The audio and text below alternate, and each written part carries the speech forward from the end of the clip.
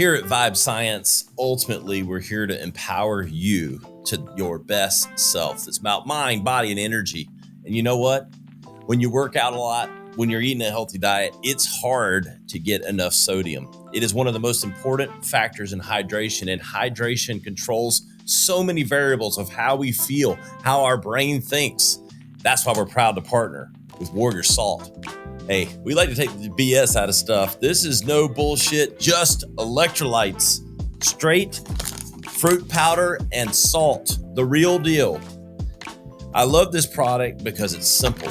Sometimes we get overcomplicated in the supplements we take, but all I know and what I've learned and the science has proven is you have to have enough salt for that balance of hydration. This stuff mixes really easy with water, as you see. You got to be watching the YouTube to get the full effect of this. How easy that mixes in, and a very simple citrus flavor that's delicious, easy to drink, and perfect before and after the exercise to stay hydrated. Look, if you're already thirsty, you've waited too long. That's why you need Warrior Salt, official partner of Vibe Science and Ryan Alford. Delicious, and will keep you hydrated all day long. I heard the word, let's do your routine, your workout routine, and that meant X amount of squats or intervals or whatever. It's something that you have to do no matter what. It doesn't matter if you feel good or not, you have to do it. And I think that if you rely on self-discipline and routines, eventually you'll let down yourself. So when I started changing the word routine for ritual, the moment I changed the idea of my workout routine to my movement ritual, it changed everything. You have the choice to have your body become the vehicle so you can enjoy the adventure of life, the way I see it, or the obstacle so you can't enjoy the adventure of life. This is Vibe Science, a top 100 wellness podcast presented by the Radcast Network, breaking wellness barriers and making health truly personal. Here are your hosts, Ryan Alford and Chris Hansen. Hello, and welcome to Vibe Science. We're always taking you to your highest five. It's about mind, body, energy as we guide you to your highest self. We can't take you to your highest self. We're just going to empower you with smart people, smart knowledge, innovations, everything that's happening in the realm of wellness. Always joined by my good friend, Chris Hansen. Hey, Chris, what's up, brother? How are you, Ryan? Good to see you. Good to see you. Excited. I'm going to get wild today, brother. It doesn't take much for me to get wild, but I'm going to, I might take the shirt off, run around the building naked like 5 times. You know, that's the wild flow I'm talking about. We're going to find our wild flow. We got the author. We got an entrepreneur. He's in Mexico City. He is Waldemar Franco. What's up, Waldemar? What's up? Hey, Chris and Ryan. Thanks for having me. Awesome. Excited to be here. Hey, I'm serious, man. I'm ready to get my wild flow going. Hey, you can't have wild flow in the name of something and not have me hit on it. I'm a words guy. What's wild flow? Well, I like the vibe, first of all. Well, wild flow is just my way of saying, you have to kind of, find your flow. And I'm totally focused on, and I believe that finding the flow has to, it's entwined with nature. It's in the wild. And once you find that wild side and get in the flow state, really cool things happen. Yeah. I mean, you've been doing a lot, man. You're got your hands full. You're into all kinds of things like a true entrepreneur, into the health and wellness space, hospitality. We talked a little bit pre-episode. That space just seems ripe for this blending of health and wellness, kind of elevating experiential things. Talk to us about that space a little bit. Yeah, we were saying the hospitality business is just, I think, is really amplified its focus, and there's so many industries blending together. And for me, it's been a really cool path because, I kind of a short life story, but I started out as as a kid growing up in Mexico City, but having a big relationship with the island of Cozumel, which is in the Mexican Caribbean. My dad used to own a house there. He's a big fan of the sea and diving and free diving. So I got into free diving when I was really young. Actually, I did spear my little snappers when I was 10 years old, and kind of got really into finding myself in nature and just dreaming about being an adventurer. Those were my big dreams. I don't know if you guys remember, but in the old days when cigarettes could be sponsored in TV, there was this ad of Camel cigarettes. And there was this really cool, handsome guy in the Amazon, big explorer, smoking his cigarette in the jungle and always in these really cool places. And I said, I want to be that guy when I grow up. But anyway, as I grew older, I decided to study architecture, but I pursued my adventure longing, and I started an adventure travel business, an outfitter guiding river whitewater kayaking and rafting, as well as mountaineering. And eventually, I started taking groups of people all over. And I always say my first hotel was tents, right? So we tented beside a river many, many, many nights under the stars. And honestly, that's how I got into the hospitality business, no? Through taking people out there in really cool places within Mexico. And I guess now it's a trend, 35 years later, people want to be outside and people want to be under canvas tents or canvas structures and all this creativity in the hospitality business is just blending with the outdoor industry and with the health industry and with everything. So what was it like growing up in Mexico City?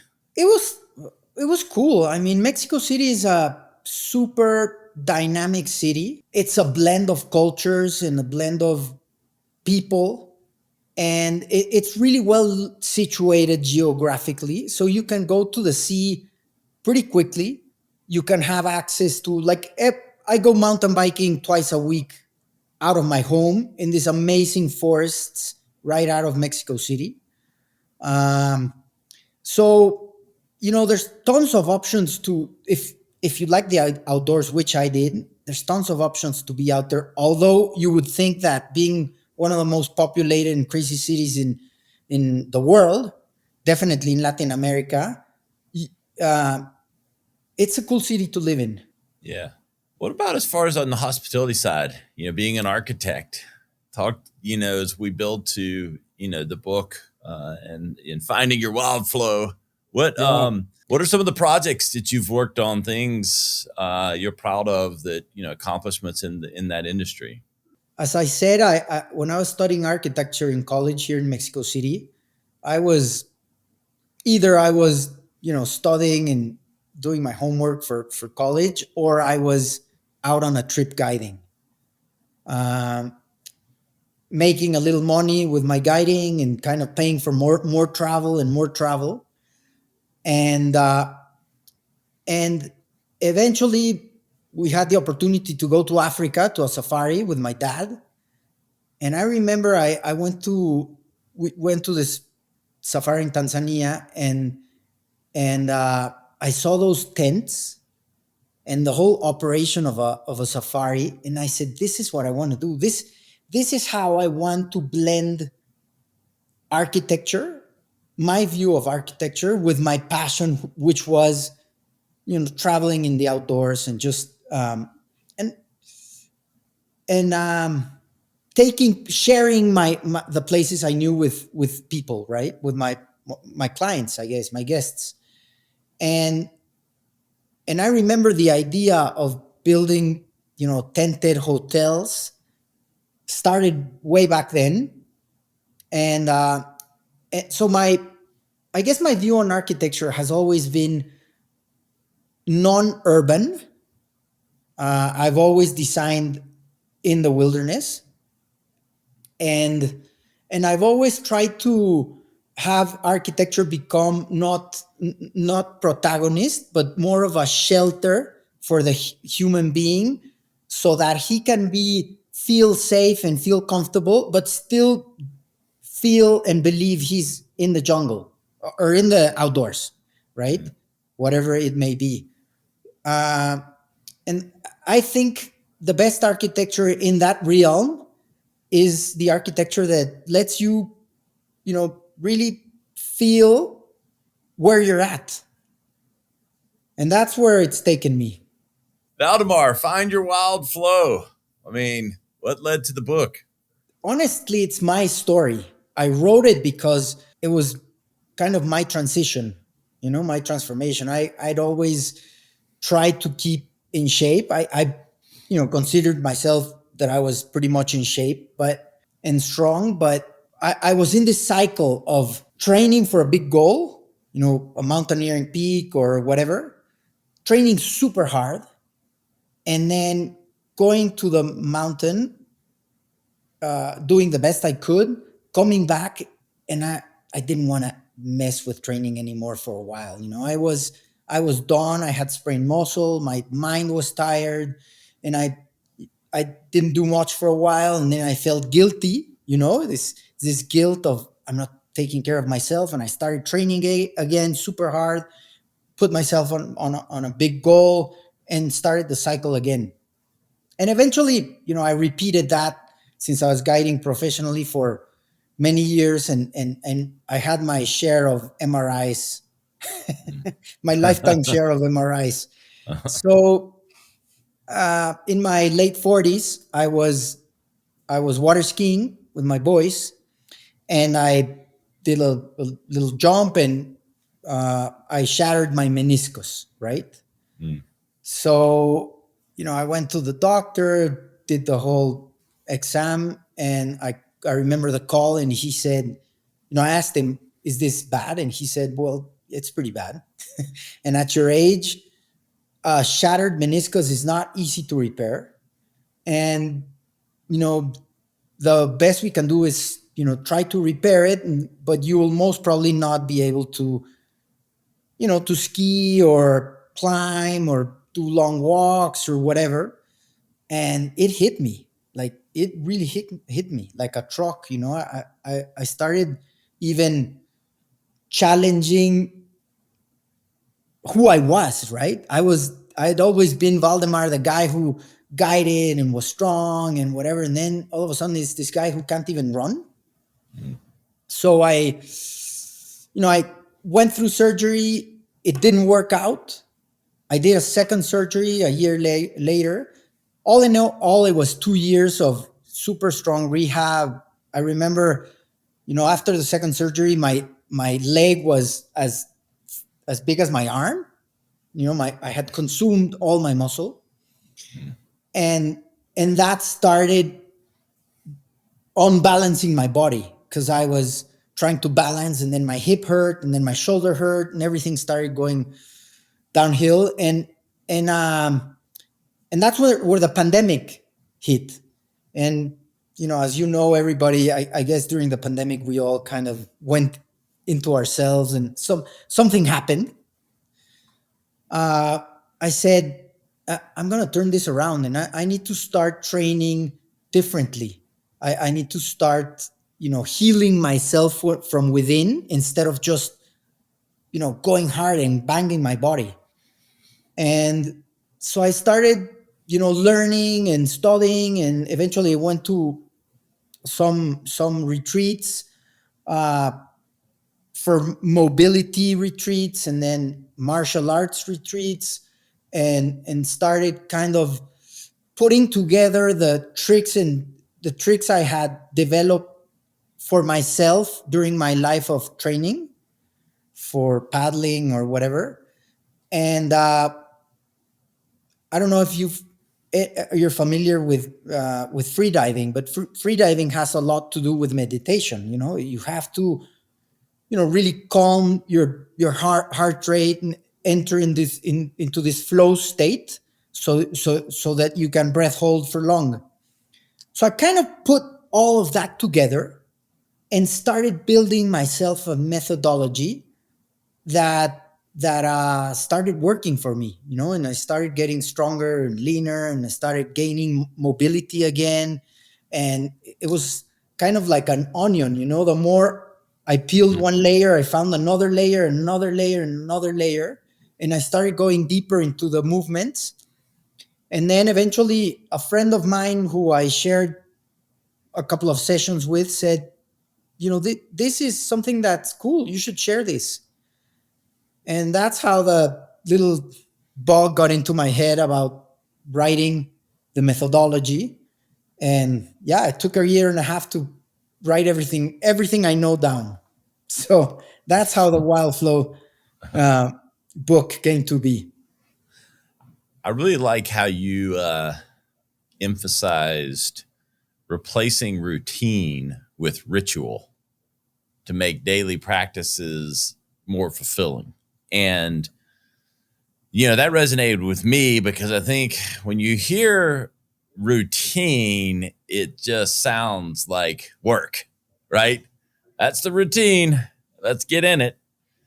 Ritual definitely sounds more elevated for sure, but it does start to put more meaning behind what you're doing. But don't let me use my words, use yours, kind of in how that shift in mindset, it makes a difference. And words matter. Words matter for sure. I think you said it really well. I've always kind of had trouble with routines, right? I'm not a very routine oriented guy. I kind of You're a make free decisions spirit. on the move.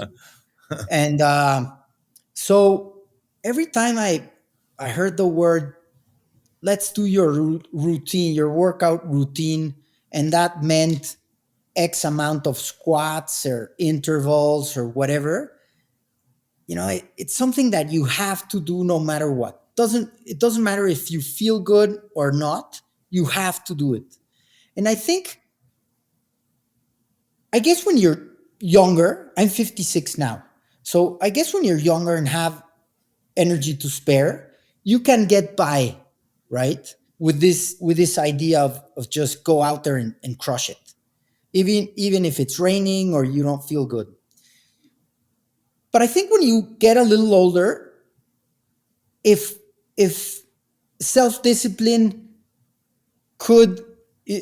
it's not there always.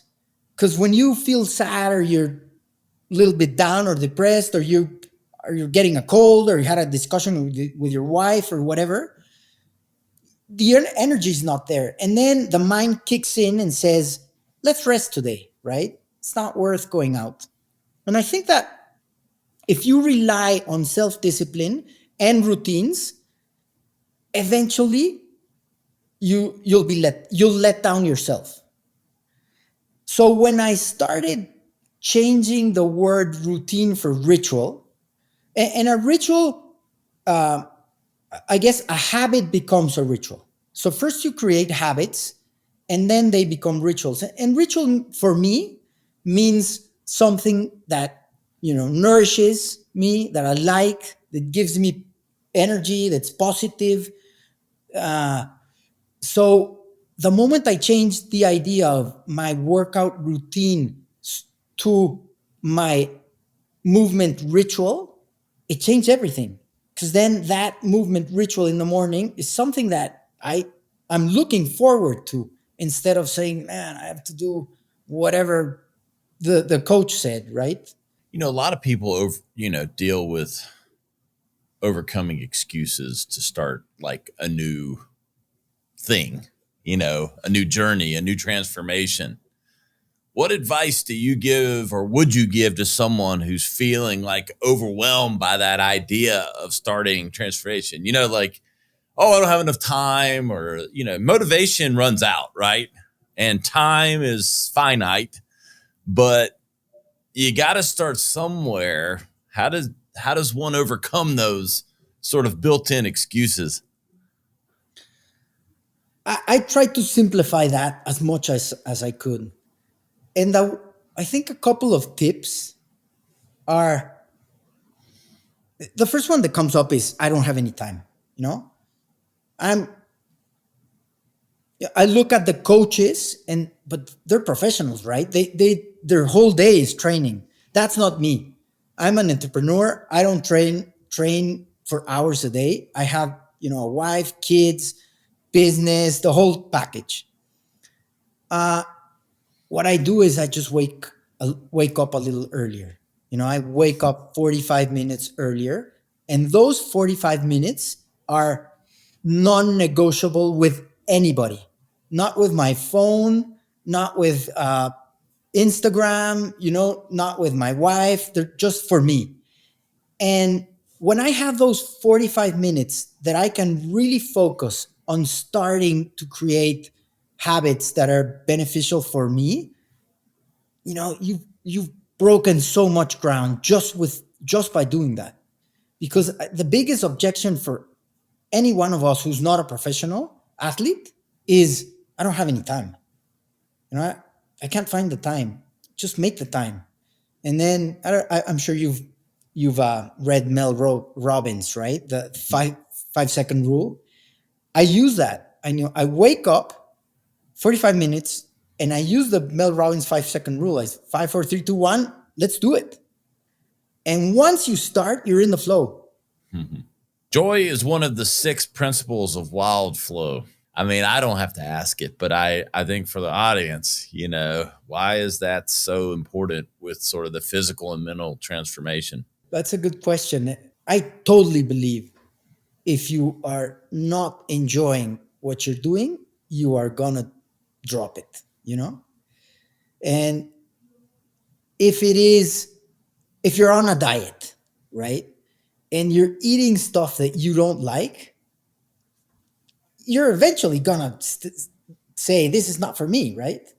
You have to enjoy it. It has to be a joy to eat. If it's not a joy to eat, whatever you're eating, I mean, if you're a vegetarian, whatever you want, but if you can't make it become a joy for you, it's not going to work in the long run. I'm totally convinced with that. So I think the challenge is to understand how for those things or movements that are good for you, how do we make them become enjoyable? And that's why I feel that one of the biggest pillars of the wild flow method is joy. If it's not there, it's not going to work, whatever you're doing. The whole principle here is like the notion of active longevity, which is a little bit of what you're talking about, calling on things when you need it and being able to live. When I hear the word longevity, yeah, it's living long, but it's living long well, living long, doing the things and being able to call on them when you want to, like whether you're 50, 70, 80, it's one thing to be 70 or 80 and to be living, but when you need, it's not saying you're going to suddenly lift 300 pounds like you did when you were 20, but calling on, I don't know, just your strength or things, movements that, I don't know, over a long period of time, having the wellness to be able to do and live at a high level. That's what this feels like. And when you break the barrier of 50, 55, that becomes I think that becomes a really important decision, because if you don't decide to go on the path of active longevity, you go downhill really fast. And if you decide to go on the path of active longevity, you can sustain your strength and your functionality for many years. I'm sure you've seen people that are 65 that are ancient, and you've seen people that are 65 that are strong as hell, and they can ski, they can do whatever, play tennis hard or bike. And I think I see it as you have the choice to So to have your body become the vehicle so you can enjoy the adventure of life, the way I see it, or the obstacle so you can't enjoy the adventure of life. Because how many times have you said, well, I'm gonna go on this trip, but right now I'm out of shape? That's an obstacle, right? Yeah. And it's interesting, something kind of connected for me. And we talk about on this show, mind, body, energy. The mind stays stronger than the body a lot of ways, like short of having some kind of degenerative thing, but like generally speaking. And if your mind's telling you want to do these things, you're wanting to, but then your body becomes like you're a slave, like, right? Because you can't, to your own body, you cannot do those things that your mind wants and thinks about because you haven't taken care of it. You haven't nourished it. That's why you have to, do all three. You've got to give them all, because I get it. I can think of very few things that would be as bad. And, when I think about like diseases and things that I would never want, none of us want to get sick, but like ALS, like when your mind is all there, but your body is just can't do it. It doesn't, you cannot. And it's like, that's just a prison, right? Yeah. It's like that's kind of the biggest thing. I don't know. I would want to avoid. Yeah. You got to start now, right? I think you got to start now. And I think if you're blessed by not having one of those illnesses, it's almost I don't know if the correct word is an obligation, because I wouldn't say an obligation, but you it is, owe though, it to yourself and your loved ones to take care of yourself and be, as long as you can. Chris, thoughts here?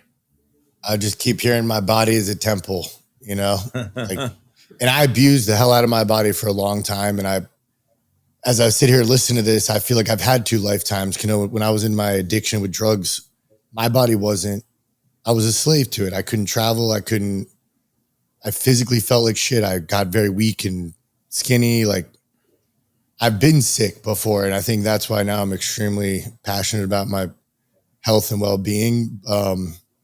But I say that because I feel like I've had a taste of what it can be like to get old, almost a little snippet of like losing your body's abilities at a very young age and having to bounce back from that. And it's scary because mentally it plays the biggest toll, right? Like you said, where I was in a mental trap because my body, I didn't feel physically capable of doing a lot of things. And I missed out on some cool things because of that. But that's why now I've become so much more passionate of, even now, which we were talking about the functional stuff, functional workouts, that's become a bigger, like I had great biceps before, but my legs were skinny as hell, So it was like, looked cool, but didn't really do me much as far as when I go to play tennis or paddle.